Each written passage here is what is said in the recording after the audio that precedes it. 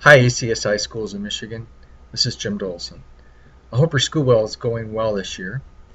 I recently had a chance to go with ACSI to Washington, D.C. to learn about some legislation that affects our Christian schools right here in Michigan, in fact, across the country. And I want to give you an update on that trip. And instead of sending you an email or a newsletter kind of thing, I decided to try this video method. We do this with our parents here at Jackson Christian. It's a little more interesting, a little more engaging, so hopefully you like it this way. So I had a chance to spend some time with other superintendents from around the country in Washington, D.C. the week of September the 16th. ACSI spent time prepping us on some legislation related to three important issues, issues that directly affect K-12 Christian schools throughout the country and again, right here in Michigan. The first topic relates to the new Healthcare Reform Act.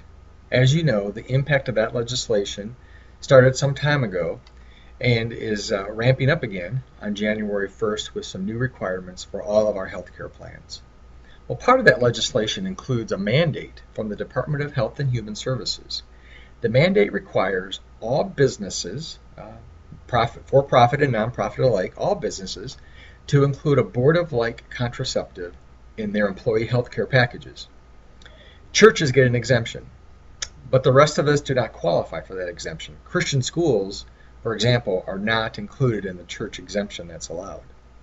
Therefore, the mandate to include abortive-like contraceptive in our healthcare plans includes us. Well, one of the discussions I had with our senators and representative was the dilemma for me and you as an employer running a nonprofit with a very distinctive Christian purpose. I explained to them that this legislation tramples all over our religious freedoms and forces us to choose between two bad alternatives. Comply with a mandate that violates our pro-life values or pay a crippling penalty to opt out. So there's a bill called the Healthcare Conscience Act that provides relief from the Health and Human Services mandate to all religious organizations. Unfortunately, though, it does not look like this act is going to pass. I would encourage you to contact your representative and our state's senators to express the need to pass this act. Well, another bill working its way through the House and the Senate is the School of Choice bill. In short, there's a lot to it, but in short, this bill encourages parents to send their children to the school of their choice. This choice includes us, private Christian K-12 schools. So the choice for parents shows up as a tax credit on the parent's federal income tax. The bill in its current form seems more focused on lower income and low middle income families. But again, this bill does not seem to have a lot of support from our state senators, but at least I had a chance to talk about it with them. And by the way, the representative in my district is a religious and social conservative. He's a Republican and therefore very supportive of all the bills and legislations that I went and talked to him about. And I hope your representative is as encouraging as mine.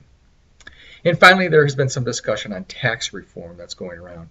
Well, wrapped up in that discussion on tax reform is the potential for elimination of charitable deductions, which is where we live and survive at times.